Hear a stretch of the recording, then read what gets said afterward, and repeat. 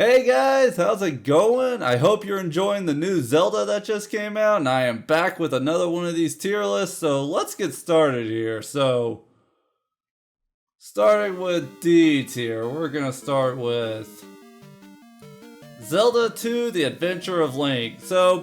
I picked up and put this one down many times. I still, in fact, have not yet beat it. I tried picking it up, started from the beginning several times, but I have always just beat the first palace and stopped there. I cannot really think at the top of my head why this game does not do it for me, but I intend to do a review on it eventually. Up next we got, let's see, the multiplayer Zeldas. Let's see, where's... And then I know this one's a Link to the Past, but it does include Four Swords. So, I am going to put the multiplayer Zeldas in D tier, because I really think these would be more fun with a friend, but seeing as how Zelda is a solo adventure series, these are pretty low because of that. Four Swords is short, and I have finished it, but it's not something I would go out of my way for. Four Swords Adventures, I got pretty far but did not finish it. It was mainly Four Swords expanded into a full game.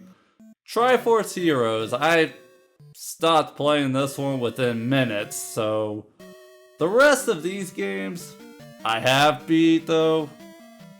I know, what kind of fan of Zelda am I if I have not beat everything in the bottom tier, But anyway, moving up to C tier, we got, where is it? We got Phantom Hourglass in C tier.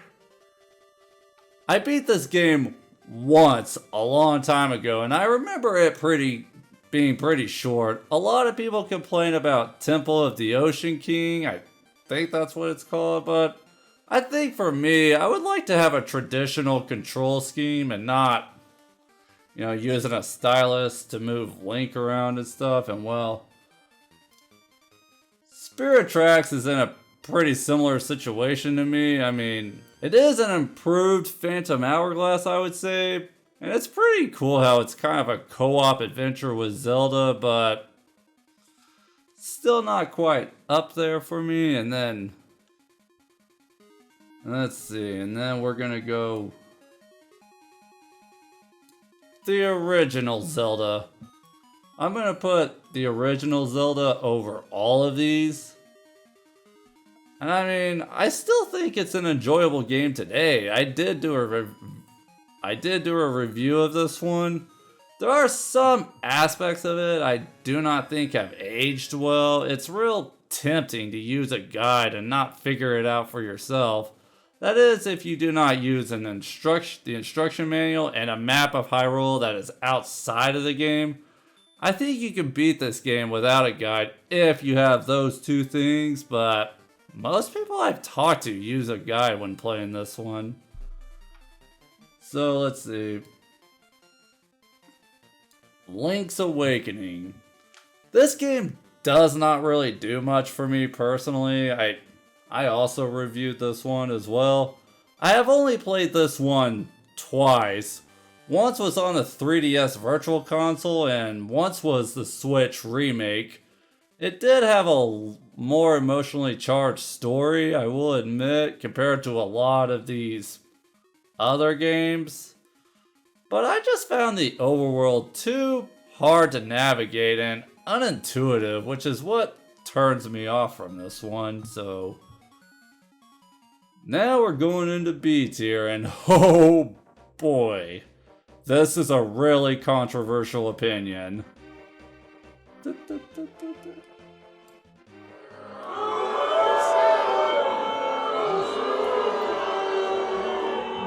I know, that is a really unpopular opinion. However, the first time I played through and beat this one was on the Wii Virtual Console, so it was not my first 2D Zelda. I recognize it as a great game as a great game it is, it's a game I don't really go back to that much. I have only beat it twice. The second time was because A Link Between Worlds was coming out. I have tried replaying it over the years, but I always stop at Death Mountain. I'll have more to say when I review the game, but up next we got Hyrule Warriors. Okay, so I am not a Dynasty Warriors fan. Let me get that out there. I have Age of Calamity, have not finished it yet, and I have played through Fire Emblem Warriors, and as someone who's slowly becoming a Fire Emblem fan, I enjoy the main series a lot more. Both Fire Emblem and Zelda, that is. I haven't even touched the Three Hopes game, and to be honest, and heck, I have not even finished Persona 5 Strikers, and Persona 5 Royal is my third favorite game of all time. I know, what kind of fan am I if I have not played their Dynasty Warriors spinoff, but this game I do see the appeal though. It is B tier because I appreciate the amount of Zelda fan service there is. If given the choice though, I would rather play this than the rest of the games down here. Alright, so now we are in A tier, and these are in fact my top 10. In fact, here onwards are actually my top 10 Zelda games, so I'm gonna put 10 to indicate my 9th favorite Zelda, and then this is gonna be a spot for my 8th favorite Zelda, and then this one's gonna be 7 through 5.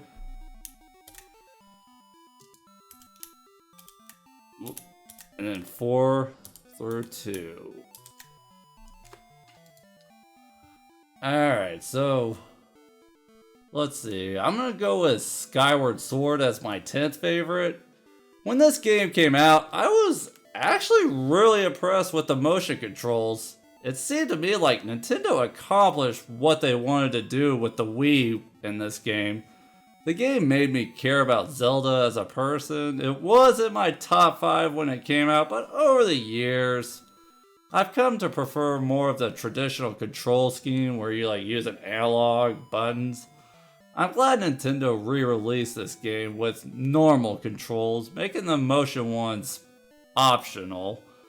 I think what makes this game lower now, when it came out, was last time I played it, I was reminded of an age in the Wii era where Nintendo would assume you are new to playing games, so they would kind of hold your hand and give you too much advice, I found.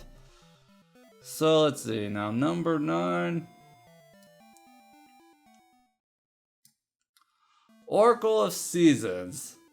This was my first top-down Zelda, so I'm pretty nostalgic towards this game. In case you guys have not noticed yet, Den is my channel's mascot. I actually want to play this game again now that I'm talking about it, but right now I am still playing Tears of the Kingdom. And let's see, we have a lot of S tier and above games here. That is just how good the Zelda series is overall, ladies and gentlemen. But it just so happens there's only one game that could be my 8th favorite. Bear with me, this is another unpopular opinion.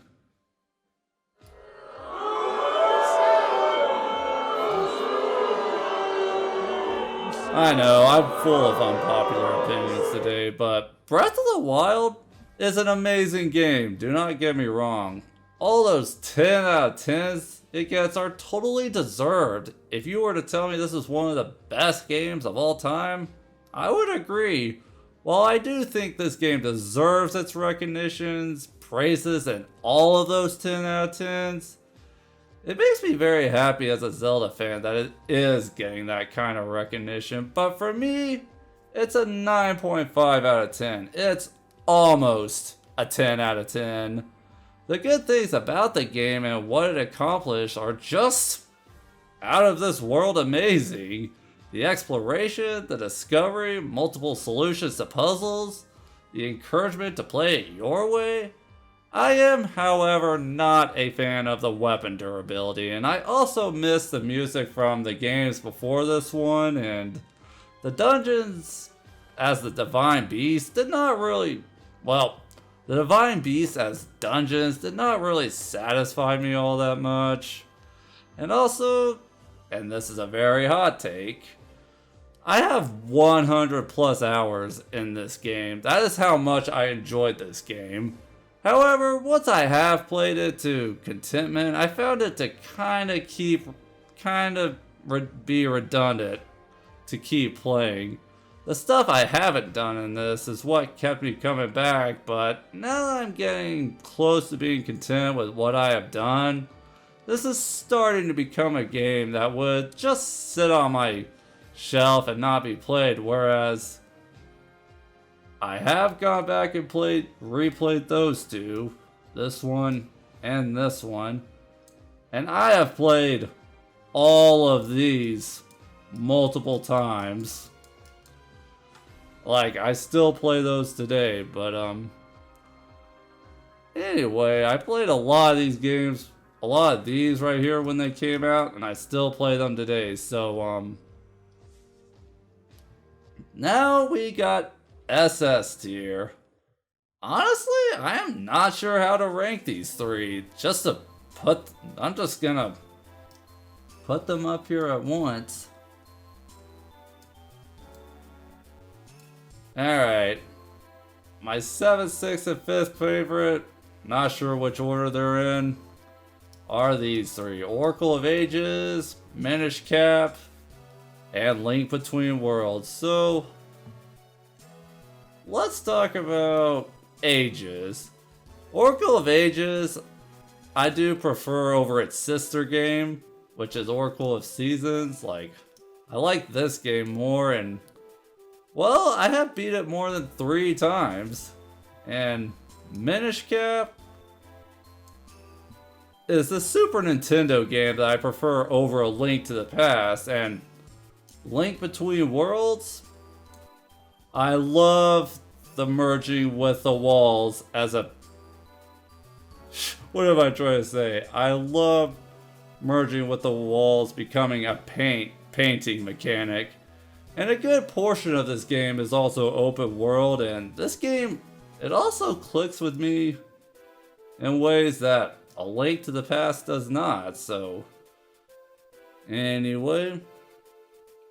Now for the triple S tier. These are definite 10 out of 10 games in my opinion, so I have in fact played all of these games 5 times or more each. They are just that good, I find. And so, let's see. Start with Wind Waker. I like Wind Waker's art style. I did not like it at first when it came out, but now I love it, and well, oh boy, here's another unpopular opinion. Okay, Ocarina of Time, don't get me wrong, it is definitely in my top 3, and it is one of my most replayed games of all time. And well, Twilight Princess, for me, it takes what was great about Ocarina of Time and adds an engaging story, with Midna being one of my favorite characters in the franchise, and well, and now we have my second favorite game of all time, and that is The Legend of Zelda Majora's Mask. It is up there with my number 1 favorite game of all time, which is Final Fantasy VII. Well, and I often get asked, why do I prefer Majora's Mask over Ocarina of Time? Well, don't get me wrong, I do agree Ocarina of Time is one of the best games of all time. However, Majora's Mask provides me that unique experience that I've not gotten from other games in the Zelda franchise or just gaming in general, and I am not a completionist, but this is my favorite game to play to 100%. In fact, every playthrough of this game that I do not consider the game finished until I have done everything. But anyway, thank you all for watching, and if you enjoyed, please like, subscribe, and share with your friends. With that being said, take care.